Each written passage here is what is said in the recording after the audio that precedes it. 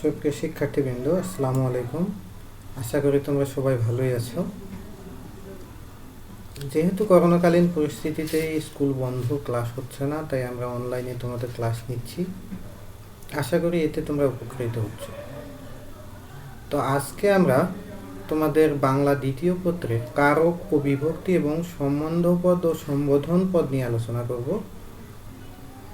তোমরা জানো যে ব্যাকরণের কারক একটি খুব গুরুত্বপূর্ণ বিষয়। তোমরা অনেকেই ব্যাকরণ পড়তে বা ব্যাকরণ শিখতে খুবই দ্বিধাবোধ করো এবং এটিকে একটি কঠিন বিষয় হিসেবে মনে করো। আসলে সবই চর্চার বিষয়। তোমরা যদি চর্চা করো তাহলে আমার মনে হয় যে আশা করি তোমরা খুব সহজে এটি আয়ত্ত করতে পারো। তো আমরা আজকে কারক নিয়ে আলোচনা করব। কারক তোমাদের নতুন কোনো বিষয় নয়। তোমরা এর আগের ক্লাসগুলোতে ষষ্ঠ, সপ্তম, অষ্টম এই সব শ্রেণীতে তোমরা কারক পড়ে আসছো। তোমরা জানোই কারক কী। আমি আজকে তোমাদের এই পুরাতন জানা বিষয়টি নতুন করে আলোচনা করব। তো আমরা প্রথমেই দেখি কারক কী, কারক কাকে বলে। এখানে প্রথমেই দেখো তোমরা কারক শব্দটির অর্থ যা ক্রিয়া সম্পাদন করে। বাক্যস্থিত ক্রিয়াপদের সঙ্গে নামপদের যে সম্পর্ক তাকে কারক বলে। অর্থাৎ একটি বাক্যের যে পদগুলো থাকে, আমরা জানি পদ 5 প্রকার। সেই 5 প্রকার পদকে আমরা যদি 2 ভাগে ভাগ করি তাহলে একটি দাঁড়ায় হলো নামপদ আর একটি হলো ক্রিয়াপদ। তো ক্রিয়াপদের সঙ্গে নামপদের যে সম্পর্ক তাকেই বলা হয় কারক। যদি মনে করি যে তুমি একজন ব্যক্তি, তুমি হচ্ছে ক্রিয়াপদ আর পরিবারের অন্যান্য যে সদস্যগুলো আছে তারা হচ্ছে নামপদ, তাহলে তোমার সঙ্গে পরিবারের এই যে বিভিন্ন সদস্যের বিভিন্ন রকম সম্পর্ক, এই সম্পর্কের নামই কারক। কারণ তুমি কারো সন্তান, কারো ভাই বা বোন, এরকম এক একজনের কাছে এক এক রকম। তাই আমি তোমাদেরকে বলবো যে আসলে এইসব বিষয়গুলো আমরা নিজেদের মতো করেও চিন্তা করতে পারি। আমরা জানি কারক 6 প্রকার কারক কী কী সেটাও তোমরা জানো। কর্তৃ, কর্ম, করণ, সম্প্রদান, অপাদান, অধিকরণ, এগুলো তোমরা জানো। এখানে একটি বাক্য দেয়া আছে, যে বাক্যটিতে আমরা একটি বাক্যের মধ্যে 6টি কারকের উদাহরণ দেখতে পাই। তো বাক্যটি যেমন এখানে দেয়া আছে যে বেগম সাহেবা প্রতিদিন ভাড়ার থেকে নিজ হাতে গরিবদের চাল দিতেন। কারক নির্ণয়ের ক্ষেত্রে সবচেয়ে গুরুত্বপূর্ণ যে বিষয়টি সেটি হলো ক্রিয়াপদ। আমরা এই ক্রিয়াপদকে প্রশ্ন করেই কারক নির্ণয় করি। তোমরা যদি ক্রিয়াপদ চেনো যে এই বাক্যে ক্রিয়াপদ কোনটি, আর তাকে যদি তোমরা প্রশ্ন করতে পারো সঠিকভাবে, তাহলে কারক নির্ণয় করা তোমাদের জন্য মোটেই কঠিন বিষয় নয়। এখানে এই বাক্যে আমরা ক্রিয়াপদ দেখতে পাচ্ছি দিতেন। তো দিতেনকে প্রশ্ন করেই আমরা 6টি কারক নির্ণয় করব। তাহলে দিতেনকে এখন আমরা প্রশ্ন করি, কে দিতেন? বেগম সাহেবা। এখানে বেগম সাহেবা কর্তৃকারক। কি দিতেন? চাল। চাল কর্মকারক। কি দ্বারা দিতেন? হাতে বা নিজ হাতে। এই হাতেটি হচ্ছে করণ, করণকারক। কাদেরকে দিতেন বা কাকে দিতেন? এখানে গরিবদের, যেহেতু শর্ত ত্যাগ করে দিতেন তাই গরিবরা এখানে সম্প্রদান কারক। কোথা থেকে দিতেন বা কোথা হতে দিতেন? ভাড়ার থেকে, এখানে ভাড়ার থেকে অপাদান কারক। কখন দিতেন? প্রতিদিন, তাই প্রতিদিন অধিকরণ কারক। এখানে একটি বিষয় তোমাদেরকে বলি, তোমরা আগের ক্লাসে দেখেছো যে কর্তৃকারক নির্ণয় করতে গেলে কে বা কারা দিয়ে প্রশ্ন করতে হয়। এক বচন হলে কে, যেহেতু বেগম সাহেবা এক বচন তাই প্রশ্নটি করতে হবে এখানে কে দিয়ে। আর যদি এখানে বহু বচন হতো যে বেগম সাহেব, সাহেবান, তাহলে অনেকগুলো বেগম, সেখানে কারা। কি বা কাকে দিয়ে প্রশ্ন করে কর্ম বের করতে হয়। এখানে যেহেতু বস্তু চাল তাই কি, আর যদি ব্যক্তি হতো তাহলে কাকে দিয়ে প্রশ্ন করতে হতো। তারপরে এখানে কি দ্বারা, কি দিয়ে, কি উপায়ে, এরকম করে প্রশ্ন করে আমাদেরকে করণ বের করতে হয়। কাকে, কাকে দিয়ে প্রশ্ন করলে যে উত্তরটি পাওয়া যায় সেটি সম্প্রদান। এখানে একটি বিষয় সম্প্রদানের ক্ষেত্রে ব্যতিক্রম, সেটি হলো যে কাকে, সেটা হলো শর্ত ত্যাগ করে। গরিব, অসহায়, দুস্থ, এরকম কাউকে কোনো কিছু শর্ত ত্যাগ করে যদি দেয়া হয় তাহলে সেটি হয় সম্প্রদান। মনে রাখতে হবে শর্ত ত্যাগ করে কোনো কিছু দেয়াকে সম্প্রদানকারক বলে, ব্যক্তিকে সম্প্রদান বলে। এখানে গরিবরা হলো ব্যক্তি, তাই গরিবদেরকেই সম্প্রদানকারক বলা হচ্ছে। কোথা থেকে, কোথা হতে, এইভাবে প্রশ্ন করলে যেটা পাওয়া যায় সেটাই হলো অপাদানকারক। আর কখন, কোথায়, এরকম সময় বা স্থান কিংবা কোনো বিষয়ে যদি কেউ দক্ষ কিংবা অদক্ষ এরকম বোঝায়, তাহলে সেটিকে আমরা বলি অধিকরণ কারক। কারক নির্ণয়ের ক্ষেত্রে আরেকটি বিষয় খুবই গুরুত্বপূর্ণ, সেটি হলো বিভক্তি। তবে মনে রাখা প্রয়োজন, যেটি কারক নির্ণয়ের সঙ্গে সম্পর্কযুক্ত বিভক্তি সেটি কিন্তু ক্রিয়া বিভক্তি নয়, সেটি শব্দ বিভক্তি। আমরা জানি বিভক্তি দুই প্রকার, একটা হলো ক্রিয়া বিভক্তি আর একটা হলো শব্দ বিভক্তি বা নাম বিভক্তি। এটি এখানে আমাদের আলোচ্য বিষয় যেটি, সেটি হচ্ছে শব্দ বিভক্তি। এখানে সংজ্ঞায় আমরা দেখতে পাচ্ছি বিভক্তির যে বাক্যস্থিত একটি শব্দের সঙ্গে অন্য শব্দের অন্বয় সাধনের জন্য, অন্বয় মানে হচ্ছে সম্পর্ক সাধনের জন্য বা সম্পর্ক স্থাপনের জন্য শব্দের সঙ্গে যে সকল বর্ণ যুক্ত হয় তাদের বিভক্তি বলে। যেমন ছাদে বসে মা শিশুকে চাঁদ দেখাচ্ছেন, এই বাক্যে ছাদে মূল শব্দ ছাদ, তার সঙ্গে এই বিভক্তি যোগ হয়েছে। বসে ক্রিয়াপদ, এখানে বসের আমরা বিভক্তি নির্ণয় করব না। মা মূল শব্দই আছে, তার সঙ্গে কোনো বিভক্তি যোগ হয়নি, আমরা এখানে বলবো মায়ের সঙ্গে শূন্য বিভক্তি আছে।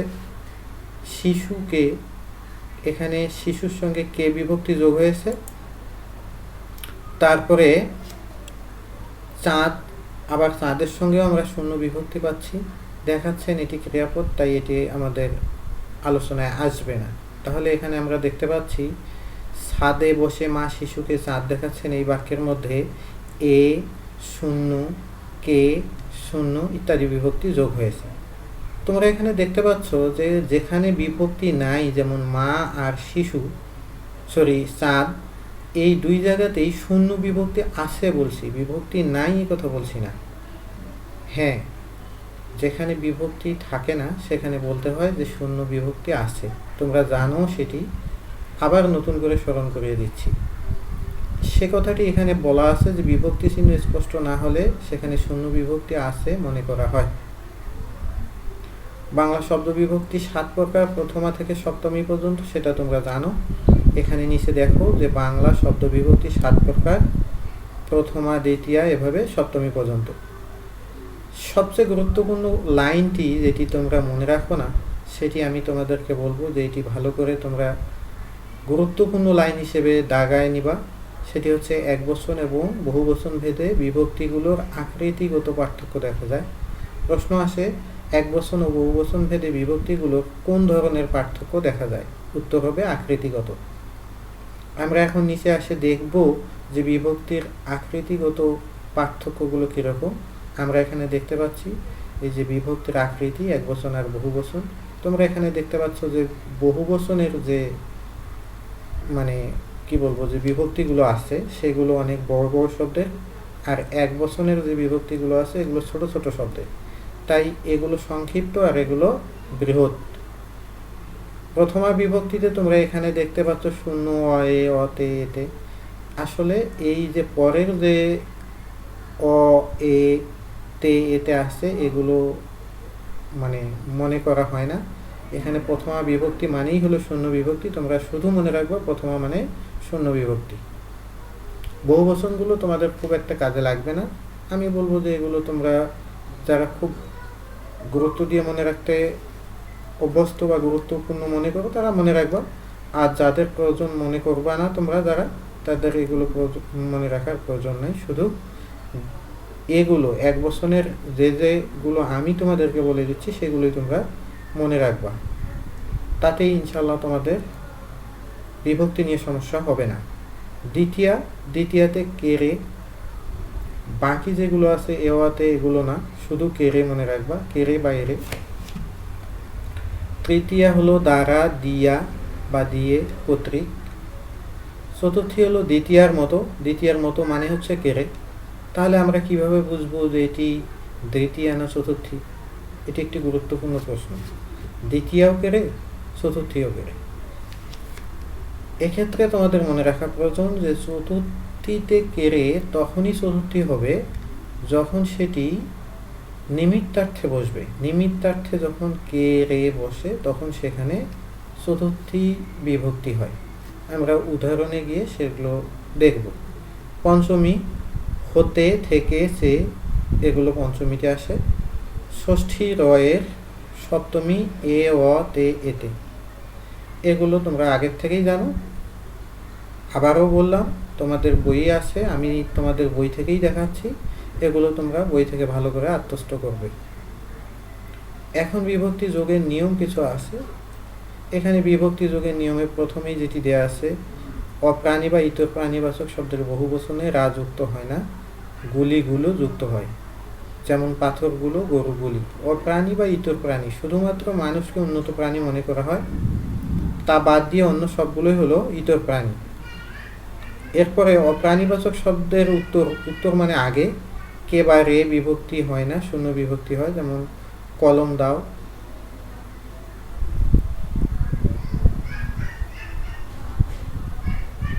সরি, এখানে উত্তর মানে আমি আগে বলছি, আসলে উত্তর মানে আগে না, উত্তর মানে পরে, পূর্ব মানে আগে। স্বরান্ত শব্দের উত্তর মানে পরে এ বিভক্তির রূপ হয় অ বা এ, এগুলো তোমরা এখানে দেখতে পাচ্ছ। এগুলো খুব একটা ইম্পর্টেন্ট নয় বা এগুলো খুব একটা গুরুত্বপূর্ণ নয়, এগুলো তোমরা ভালো করে পড়ে নিবা। যাদের কোনো সমস্যা হবে তারা ব্যক্তিগতভাবে আমাকে ফোন দিলেই আমি ইনশাল্লাহ তোমাদের সমস্যার বিষয়টি নিয়ে আলোচনা করে সমাধান করে দেব। আমরা এখন আসবো কর্তৃকারকে। কর্তৃকারক কাকে বলে? বাক্যস্থিত যে বিশেষ্য বা সর্বনাম পদ ক্রিয়া সম্পন্ন করে তা ক্রিয়ার কর্তা বা কর্তৃকারক, অর্থাৎ কর্তাই কর্তৃকারক, কর্তার সঙ্গেই ক্রিয়ার সম্পর্ক কর্তৃকারকে। এখানে দেখো, আমি আগে যা বলছি সেটাই বলা হচ্ছে, ক্রিয়ার সঙ্গে কে বা কারা যোগ করে প্রশ্ন করলে যে উত্তর পাওয়া যায় তাই কর্তৃকারক। যেমন খোকা বই পড়ে, এখানে কে পড়ে? খোকা, তাহলে খোকাই কর্তৃকারক। মেয়েরা ফুল তোলে, যেহেতু মেয়েরা বহু বচন তাই কারা তোলে, এখানে মেয়েরা তোলে, মেয়েরা কর্তৃকারক। কর্তৃকারকের প্রকারভেদ। কর্তৃকারক বাক্যের ক্রিয়া সম্পাদনের বৈচিত্র্য বা বৈশিষ্ট্য অনুযায়ী 4 প্রকারের হয়ে থাকে। 1 নম্বরে আছে মুখ্য কর্তা, 2 নম্বরে আছে প্রযোজক কর্তা, 3 নম্বরে প্রযোজ্য কর্তা, 4 নম্বরে ব্যতিহার কর্তা। এখন আমরা দেখতে পাচ্ছি যে ক্রিয়া সম্পাদনের বৈচিত্র্য, যখন কর্তা নিজেই কাজটি সম্পাদন করে তখন সে হয় মুখ্য কর্তা, অর্থাৎ প্রধান কর্তা। যেমন ছেলেরা ফুটবল খেলছে, ছেলেরা নিজেরাই খেলছে। মুষলধারে বৃষ্টি পড়ছে, এই মুষলধারে বৃষ্টি পড়ছে এই উদাহরণটি তোমাদের খুবই আসে। এখানে বৃষ্টি হচ্ছে কর্তা। প্রযোজক কর্তা, যখন কেউ কাউকে দিয়ে কোনো কাজ করায়, এই যে যিনি কাজ করাচ্ছেন অন্যকে দিয়ে তিনিই হচ্ছেন প্রযোজক কর্তা। যেমন শিক্ষক ছাত্রদের ব্যাকরণ পড়াচ্ছেন, এই যে শিক্ষক ছাত্রদের দিয়ে ব্যাকরণ পড়াচ্ছেন, তিনি কিন্তু নিজে পড়ছেন না, কাজটি তিনি করাচ্ছেন ছাত্রদেরকে দিয়ে, তাই এখানে শিক্ষক হলেন প্রযোজক কর্তা। আমরা পরেরটিও উদাহরণও এখান থেকেই নিতে পারি, যে ছাত্র এখানে ছাত্রদের ব্যাকরণ পড়াচ্ছেন, তাই ছাত্ররা এখানে প্রযোজ্য কর্তা। এরকম আরও একটি উদাহরণ দেওয়া আছে, যে রাখাল গরুকে ঘাস খাওয়ায়, এখানে রাখাল প্রযোজক কর্তা, গরু হচ্ছে প্রযোজ্য কর্তা। যেহেতু গরু ঘাসটি খাচ্ছে, রাখাল খাচ্ছে না, খাওয়ার কাজটি করতেছে গরু, তাই গরু প্রযোজ্য কর্তা। এরপরে আছে ব্যতিহার কর্তা। ব্যতিহার কর্তাটি সবচেয়ে বেশি আসে তোমাদের। এখানে ব্যতিহার কর্তা বলতে বোঝানো হয়েছে যখন দুটো কর্তা একত্রে একই জাতীয় কাজ করে একসঙ্গে, তখন সেই দুই কর্তাকে একসঙ্গে বলা হয় ব্যতিহার কর্তা। আমি আবারও বলছি, যখন দুইজন কর্তা বা দুইটি কর্তা একই সঙ্গে একই জাতীয় কাজ করে তখন সেই দুই কর্তাকে একসঙ্গে ব্যতিহার কর্তা বলা হয়। যেমন এখানে বাঘে মহিষে এক ঘাটে জল খায়, বাঘ একটা কর্তা, মহিষ একটা কর্তা, তারা দুজনেই একসঙ্গে একই কাজ করতেছে, তাই এটি ব্যতিহার কর্তার উদাহরণ। রাজায় রাজায় লড়াই, উলুখা লড়াই প্রাণান্ত, এটি অনেক প্রচলিত একটা প্রবাদ, যে রাজা এবং রাজায় লড়াই হয় আর উলুখা লড়াই প্রাণ যায়। তাহলে এখানে দুই রাজার যেহেতু লড়াই হচ্ছে, তাই এটি হচ্ছে ব্যতিহার কর্তার উদাহরণ। এরপরে আরও একটি আমরা পাচ্ছি যে বাক্যের বাচ্য বা প্রকাশভঙ্গি অনুসারে কর্তা 3 রকম হতে পারে। আমরা বাক্যের ক্রিয়া সম্পাদনের উপরে দেখলাম যে কর্তা 4 প্রকার। এখানে আমরা দেখতে পাচ্ছি বাক্যের প্রকাশভঙ্গি অনুসারে কর্তা আবার 3 প্রকার। তাই তোমাদের মনে রাখতে হবে যে প্রকাশভঙ্গি অনুসারে যদি আসে প্রশ্নে, তাহলে কর্তা 3 রকম দিতে হবে। আর ক্রিয়া সম্পাদনের ভিত্তিতে যদি আসে প্রশ্নে, তাহলে কর্তা দিতে হবে 4 প্রকার। এখন দেখো কর্মবাচ্যের কর্তা।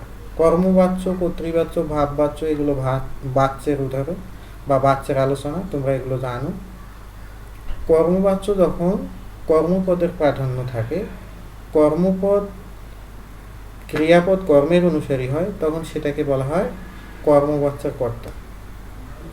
এখানে পুলিশ দ্বারা চোর ধৃত হয়েছে, তাহলে পুলিশ এখানে কর্ম, তাই কর্মবাচ্যের কর্তা হচ্ছে পুলিশ। যদি পুলিশ চোর ধরেছে হতো, তাহলে এখানে কর্তৃবাচ্য হতো। যেহেতু এখানে কর্তার প্রাধান্য পায়নি, কর্মের প্রাধান্য পেয়েছে, তাই এটি কর্মবাচ্য। ভাববাচ্যের কর্তা। ভাববাচ্যের কর্তা আমরা দেখি, ভাববাচ্য তাকেই বলে যখন কোনো বাক্যের ক্রিয়াই প্রধান হয়ে যায়, ক্রিয়ার অর্থই প্রাধান্য বিস্তার করে, তখন সেখানে যে কর্তা থাকে সেই কর্তাটাকেই বলা হয় ভাববাচ্যের কর্তা। এবং এই ক্রিয়াপ্রধান বাক্যকেই বলা হয় ভাববাচ্যের বাক্য। যেমন আমার যাওয়া হবে না, এখানে আমি প্রধান না, এখানে যাওয়া হবে না এই কথাটাই প্রধান। তাই এখানে আমার, এই যে আমি কর্তা, এখানে এটি হচ্ছে ভাববাচ্যের কর্তা। আরেকটি উদাহরণ তোমাদের খুবই আসে, সেটি হচ্ছে কর্মকর্তৃবাচ্যের কর্তা। কর্মকর্তৃবাচ্য আমরা কখন বলবো, কোনটাকে বলবো? যখন কর্মই কর্তার স্থান দখল করে, তখন সেটাকে বলা হয় কর্মকর্তৃবাচ্য। যেমন বাঁশি বাজে, কি বাজে? বাঁশি বাজে। কলমটা লেখে ভালো, কি লেখে ভালো? কলমটা লেখে ভালো। এখানে কিন্তু কর্তা নেই, শুধু কর্ম আর ক্রিয়াপদ আছে। দেখো কর্মটি কিন্তু কর্তার কাজ করতেছে, কর্তাকে আমার খোঁজার প্রয়োজন হচ্ছে না, বা কর্তাকে আমার প্রয়োজন হচ্ছে না, আমি কর্তা ছাড়াই বাক্যটি বোঝাতে পারছি। তাই এই ধরনের বাক্যকে বলা হয় কর্মকর্তৃবাচ্য। আর এরকম বাচ্যের কর্তা অর্থাৎ কর্মকেই বলা হয় কর্মকর্তৃবাচ্য। ভালো করে উদাহরণ দুটো মনে রাখবা, বাঁশি বাজে, কলমটা লেখে ভালো। আরও আছে, যেমন উদাহরণ আসে সুতি কাপড় অনেক দিন থেকে, সেটাও কর্মকর্তৃবাচ্যের কর্তার উদাহরণ হিসেবে আসে। এখন কর্তৃকারকে বিভিন্ন বিভক্তির ব্যবহার আমরা দেখব। এখানে দেখো হামিদ বই পড়ে, এই বাক্যে বোর করা যে শব্দটি, সেটির আমার কারক এবং বিভক্তি নির্ণয় করতে হবে। তাহলে এখানে হামিদ, তাহলে হামিদ বই পড়ে, তাহলে কে বই পড়ে? হামিদ বই পড়ে। এখানে হামিদ হলো কর্তা, আর এর সঙ্গে যেহেতু বিভক্তি নাই হামিদের সঙ্গে, তাই এটি শূন্য বিভক্তি। আবার দ্বিতীয় বাক্যে আমরা দেখতে পাচ্ছি বশিরকে যেতে হবে, বশিরের সঙ্গে কে আছে, তাই এটি দ্বিতীয় বিভক্তি। বশির এখানে কর্তা, তাই এখানে কর্তৃকারকে দ্বিতীয় বিভক্তি। তৃতীয় বিভক্তি ফেরদৌসী কর্তৃক শাহনামে রচিত হয়েছে। তোমরা জানো যে শাহনাম একটি বিখ্যাত কাব্য, সেটির লেখক হলো ফেরদৌসী, আবুল কাসেম ফেরদৌসী। সেই ফেরদৌসী এখানে বলা হয়েছে যে তার দ্বারা বা ফেরদৌসী কর্তৃক শাহনামে রচিত হয়েছে। এই দ্বারা দিয়ে কর্তৃক থাকলে সেটির তৃতীয় বিভক্তি হয়। তাহলে এখানে ফেরদৌসী হচ্ছেন কর্তা, আর তার সঙ্গে আছে তৃতীয় বিভক্তি, তাই এটি কর্তৃকারকে তৃতীয় বিভক্তি। ষষ্ঠী বিভক্তি আমার যাওয়া হয়নি। এখানে আমার মূল শব্দ আমা, তার সঙ্গে র এর ষষ্ঠী বিভক্তি, তাই এটি ষষ্ঠী বিভক্তির উদাহরণ। শেষের যে সপ্তমী বিভক্তির উদাহরণগুলো আছে, সেগুলোই তোমাদের সবচেয়ে বেশি আসে এবং এগুলোই তোমাদের সবচেয়ে বেশি মনে রাখতে হবে। এখানে যেমন আছে গায়ে মানে না আপনি মরল, বাপে না জিজ্ঞাসে মায়ে না সম্বাসে, পাগলে কিনা বলে ছাগলে কিনা খায়, তারপরে আছে বাঘে মহিষে খানা এক ঘাটে খাবে না, তারপরে এই যে ঘোড়ায় গাড়ি টানে, এটি গরুতে দুধ দেয়, এটি তারপর সবচেয়ে যেটি আসে বেশি সেটি হচ্ছে বুলবুলিতে ধান খেয়েছে খাজনা দিব বেশি। তাহলে এটি ধান খাওয়ার কাজটি করেছে বুলবুলি। এখানে বুলবুলি হচ্ছে কর্তৃকারক, তার সঙ্গে তে বিভক্তি আছে। তে যেহেতু এ অ তে এতে সপ্তমী বিভক্তি, তাই এটি কর্তৃকারকের সপ্তমী বিভক্তি। গরুতে দুধ দেয়, দুধ আসলে গরু দেয়, তো গরু এখানে কর্তা, তার সঙ্গে তে এ অ তে। খোড়ায়, মূল শব্দ খোড়ায়, তার সঙ্গে অ, এখানেও সপ্তমী বিভক্তি। তাই এগুলো কর্তৃকারকের সপ্তমী বিভক্তির উদাহরণ হিসেবে তোমাদের মনে রাখতে হবে। তারপরে যেটি আমরা দেখব সেটি হচ্ছে কর্মকারক। আমরা আগেই বলেছিলাম যে যাকে আশ্রয় করে কর্তা ক্রিয়া সম্পন্ন করে তাকে কর্মকারক বলে। অর্থাৎ কি বা কাকে দ্বারা প্রশ্ন করলে যে উত্তর পাওয়া যায় সেটি হলো কর্মকারক। কর্মকারক দুই প্রকার, একটা হচ্ছে মুখ্য কর্ম আর একটা গৌণ কর্ম। মুখ্য কর্ম হলো বস্তুবাচকটি আর গৌণ কর্ম হলো ব্যক্তিবাচকটি। এই উদাহরণটি ভালো করে দেখলেই আমরা সেটি পরিষ্কারভাবে বুঝতে পারব। বাবা আমাকে একটি কলম কিনে দিয়েছেন। তাহলে দিয়েছেন, কি দিয়েছেন? কলম।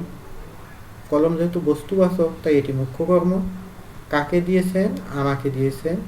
আমি যেহেতু ব্যক্তিবাচক তাই এটি হলো গৌণ কর্ম। সাধারণত মুখ্য কর্ম বা বস্তুবাচক ও গৌণ কর্ম প্রাণীবাচক হয়ে থাকে। এছাড়াও সাধারণত কর্মকারকের গৌণ কর্মে বিভক্তি যুক্ত হয়, মুখ্য কর্মে হয় না। এই কথাটি খুব আসে যে কর্মকারকে কোন কর্মে বিভক্তি যুক্ত হয়। তাহলে ব্যক্তিবাচক যেটি আমাকে, এর সঙ্গে আমরা দেখতে পাচ্ছি যে কে বিভক্তি যোগ হয়েছে, তাই এটি গৌণ কর্ম। আমরা স্পষ্টই বুঝতে পারছি যে গৌণ কর্মে বিভক্তি যোগ হয়। আর কলম যেহেতু শূন্য বিভক্তি এর সঙ্গে আছে, এর সঙ্গে কোনো বিভক্তি যোগ হয়নি, তাই আমরা বলতে পারি যে মুখ্য কর্মে কোনো বিভক্তি যোগ হয় না। কর্মকারকের প্রকারভেদ: সকর্ম, ক্রিয়াকর্ম। অর্থাৎ যে বাক্যের কর্ম আছে সেই বাক্যকে বলা হয় সকর্ম ক্রিয়া। তাহলে এখানে নাসিমা ফুল তুলছে। কে ফুল তুলছে? নাসিমা। কি তুলছে? ফুল। ফুল হলো কর্ম, তাই এটি সকর্ম ক্রিয়াকর্ম। এখানে ফুল। প্রযোজক ক্রিয়াকর্ম: ছেলেটিকে বিছানায় শোয়াও। অর্থাৎ ছেলেকে শোয়াইতে বলছে, নিজেকে শুইতে বলেনি, তাই শোয়ার কাজটি করবে ছেলে, তাই এটি প্রযোজক ক্রিয়াকর্ম ছেলেটিকে। সমধাতুস কর্ম, এটি খুব ইম্পর্টেন্ট। খুব এক ঘুম ঘুমিয়েছি অথবা বেশ এক ঘুম ঘুমিয়েছি, এই উদাহরণটি তোমাদের খুবই আসে। সমধাতুস কর্ম কোনটিকে বলে? তোমরা এটিও জানো যে যখন ক্রিয়া এবং কর্ম একই ধাতু থেকে উৎপন্ন হয় বা একই ধাতু থেকে তৈরি হয় শব্দ দুটি, তখন সেগুলোকে বলা হয় সমধাতুস কর্ম। যেমন ঘুমিয়েছি, ক্রিয়াপদটি আসছে ঘুম ধাতু থেকে, আবার ঘুম যে কর্ম সেটিও আসছে ঘুম ধাতু থেকে। তাই দুটি যেহেতু একই ধাতু থেকে উৎপন্ন হয়েছে সেহেতু এখানে বলা হচ্ছে যে এটি সমধাতুস কর্ম। এই ঘুম শব্দটি হচ্ছে এখানে সমধাতুস কর্ম। শেষে আমরা যেটি দেখতে পাচ্ছি সেটি হচ্ছে উদ্দেশ্য ও বিধেয় কর্ম। দ্বিকর্ম ক্রিয়ার দুটি পরস্পর অপেক্ষিত কর্মপদ থাকলে প্রধান কর্মটিকে বলা হয় উদ্দেশ্য এবং অপেক্ষিত কর্মপদটিকে বলা হয় বিধেয় কর্ম। তোমরা খুব ভালো করে জানো যে আপেক্ষিক বা অপেক্ষিত কোনটিকে বলা হয়? যেটি নির্ভরশীল। আর যেটি স্বাধীন সেটি তো স্বাধীনই, তাই স্বাধীনটিকে এখানে উদ্দেশ্য কর্ম, আর অপেক্ষিত বা যেটি নির্ভরশীল সেটিকে বলা হচ্ছে বিধেয় কর্ম। দুধকে মোরা দুগ্ধ বলি, হলুদকে বলি হরিদ্রা। এখানে দুধকে এটি হচ্ছে উদ্দেশ্য কর্ম, এটি স্বাধীন। দুগ্ধ বলি, তাই এখানে দুগ্ধ হচ্ছে বিধেয় কর্ম। হলুদও তেমনি এখানে উদ্দেশ্য কর্ম এবং হরিদ্রা এখানে বিধেয় কর্ম। কর্মকারকে বিভিন্ন বিভক্তির ব্যবহার। এখানে ডাক্তার ডাকো, তোমাদের প্রশ্ন হতে পারে যে ডাক্তার ডাকো, ডাক্তারকে ডাকতে বলছে। এখানে ডাক্তার কাজটি করেনি, ডাক্তারকে ডাকতে হবে। কাকে ডাকো? ডাক্তার। তাই এখানে ডাক্তার হলো কর্মপদ এবং এখানে শূন্য বিভক্তি।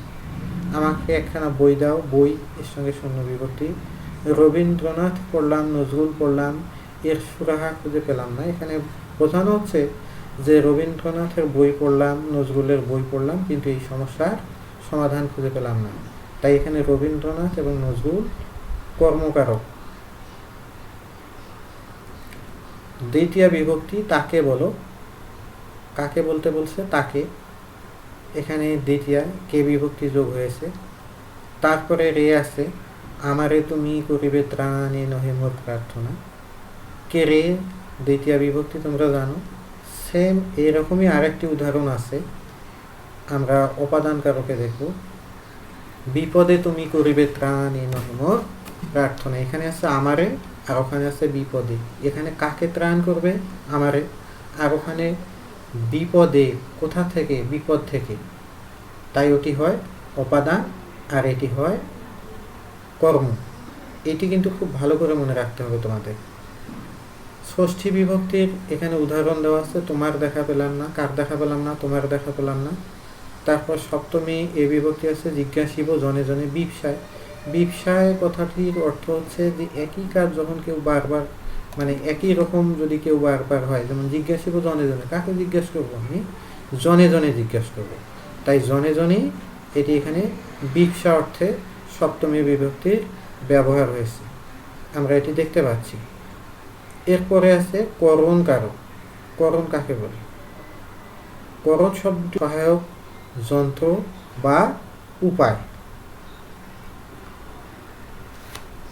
কোনো জিনিসের সাহায্যে আমরা যখন কাজটি করি বা সহায়তায় করি বা কোনো উপায়ে যখন কাজটি করি, তখন সেই যন্ত্র বা সহায়ক বা উপায়কেই বলা হয় করণ কারক। এখানে করণ কারক বের করতে গেলে আমরা ক্রিয়াকে প্রশ্ন করব কিসের দ্বারা, কি উপায়ে, এভাবে। যেমন এরা কলম দিয়ে লেখে, কি দিয়ে লেখে? কলম দিয়ে লেখে। জগতে কীর্তিমান হয় সাধনায়, কিসের মাধ্যমে বা কি উপায়ে? তাহলে উপায়টি হচ্ছে। ঠিক এখানে আগেরগুলোর মতোই করণ কারকে বিভিন্ন বিভক্তির ব্যবহার দেওয়া আছে। শূন্য বিভক্তি, ছাত্ররা বল খেলে, কি দ্বারা খেলে? এখানে বল দ্বারা খেলে, বলে শূন্য বিভক্তি। ডাকাতেরা গৃহস্বামীর মাথায় লাঠি মেরেছে, কি মেরেছে বা কি দ্বারা মেরেছে? লাঠি দ্বারা মেরেছে, লাঠির সঙ্গে শূন্য বিভক্তি। লাঙ্গল দ্বারা জমি চাষ করা হয়, মন দিয়া করসবে বিদ্যা উপার্জন, এখানে দিয়া। এই যে পরের যে উদাহরণগুলো আছে সেগুলো খুব বেশি আসে এবং এগুলো তোমাদের জন্য খুবই গুরুত্বপূর্ণ। তোমাদেরকে খুব ভালো করে এগুলো মনে রাখতে হবে।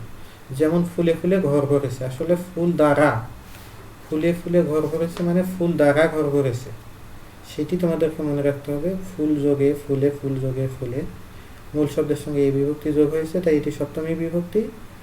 আর যেহেতু এটি দ্বারা ঘর ভরেছে, তাই এটি করণ কারক। শিখের বয়াল গোফে চেনা যায়, এখানে গোফে, এই গোফের নিচে আন্ডারলাইন হতো বা এটি বোল্ড শব্দ হতো, এখানে পেন্টিং মিস্টেকের কারণে এটি ওঠেনি। তাহলে গোফে চেনা যায় মানে গোফ দ্বারা চেনা যায়, তাই এটি সপ্তমী বিভক্তি, গোফ যোগে। পরের যেটি আছে, এত যে সঠতা, এত যে ব্যথা, তবু যেন তা মধুতে মাখা। নজরুল ইসলামের কবিতার দুটি লাইন। মধুতে মানে কি? মধু দিয়ে বা মধু দ্বারা মাখা, তাই এটিও করণ কারকের সপ্তমী বিভক্তি। লোকটা জাতিতে বৈষ্ণব মানে কি? জাতি দ্বারা বৈষ্ণব, তাই এখানে জাতিতে মানেই হলো জাতি দ্বারা বৈষ্ণব, এখানে সেজন্যই এটি সপ্তমী বিভক্তির উদাহরণ। আবার চেষ্টা সভা মানে কি? চেষ্টা দ্বারা সভা। এ সুতায় কাপড় হয় না মানে এ সুতা দ্বারা কাপড় হয় না। আজকে এ পর্যন্তই তোমাদের ক্লাস থাকবে। আমরা এরপরে সম্প্রদান কারক, উপাদান কারক এবং অধিকরণ কারক নিয়ে আলোচনা করব। এবং এই সময়ে যেহেতু এখন রমজান মাস এবং আমাদের একটি দুর্যোগ চলছে দেশে, সারা বিশ্বে, তাই আমরা সবাই নিজেকে নিরাপদ রাখবো। রমজান মাস উপলক্ষে যারা ইসলাম ধর্মে বিশ্বাস করো তোমরা, তারা সবাই ইসলামের যে বিধিবিধানগুলো আছে সেগুলো ঠিক মতো পালন করবো। আল্লাহর কাছে বেশি বেশি করে দোয়া করব আমাদের এই করোনা যেন খুব দ্রুতই বিশ্ব থেকে, আমাদের দেশ থেকে আল্লাহ তুলে নেন এবং আমরা যেমন আবার আগের মতো একটি নিরাপদ পৃথিবী পাই। সবাই ভালো থাকবে, দেখা হবে ইনশাল্লাহ আগামী ক্লাসে। সবাইকে ধন্যবাদ। আসসালামু আলাইকুম।